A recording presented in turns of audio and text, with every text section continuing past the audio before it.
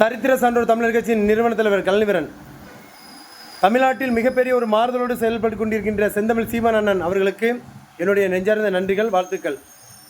ஆனால் இன்னொன்று, கர்நாடகா, ஆந்திரா, கேரளா இதெல்லாம் குறுகிய காலத்தில் நிலப்பரப்பிலிருந்து பிரிக்கப்பட்டது மொழி ரீதியாக. ஒரு சில நாடுகளில் மத ரீதியாக, பாகிஸ்தான், நேபாளம், வங்கதேசம் இதெல்லாம் மத ரீதியாக பல நாடுகள் பிரிக்கப்பட்டது ஒரு குறிப்பிட்ட ஆண்டுகளுக்கு முன்பு. சரிங்களா? இதெல்லாம் கருத்தில் கொண்டு ஆதியில் அவர்கள் எல்லோரும் தமிழர்கள். இன்று வேணால் பிறமொழி பேசுபவர்களாக மாறியிருப்பாங்க. ஆதியில் தமிழர்களாக இருந்தவங்க. அந்த தமிழர்களை மீண்டும் தமிழர்களை மாற்றுவதற்கான செயல்பாடுகளை உருவாக்கணும். நம்ம அவங்கள ஒதுக்கி விட்டுட்டு போக முடியாது. சரிங்களா? உங்களுடைய செயல்பாடுகளை எத்தனையோ இளைஞர்கள், பெரியவர்கள், பெண் பிள்ளைகள் எல்லாரும் ஏற்று வந்துகிட்டு இருக்கிறாங்க. வாழ்த்துக்கள், வரவேற்கின்றோம். ஆனால் இனி வரக்கூடிய காலங்களில் கர்நாடகத்தில் இருக்கிற தமிழர்களை உயிர்த்தலை வைக்கணும். அவங்க பிறமொழி பேசுகிறவங்களாக இருப்பாங்க, கன்னடாவாக இருப்பாங்க, இல்லை மலையாளியாக இருப்பாங்க, இல்லை உருது பேசுகிறவங்களா இருப்பாங்க, ஏதோ ஒன்று பேசுகிறவங்களா இருப்பாங்க. இவங்களையும் கொஞ்சம் உள்ளே கொண்டு வரணும், உள்வாங்கணும். சரிங்களா? அவங்களாம் ஒதுக்கி விட்டுட்டு எண்ணிக்கை குறைச்சிடாங்க தயவு செய்து. எல்லா நாடுகளையும் எப்படி இழந்தமோ அதே மாதிரி மீண்டும் மீட்டெடுக்க வேண்டும். அதற்கான செயல்பாடுகளை பறந்து விரிந்து செயல்படுத்துங்க.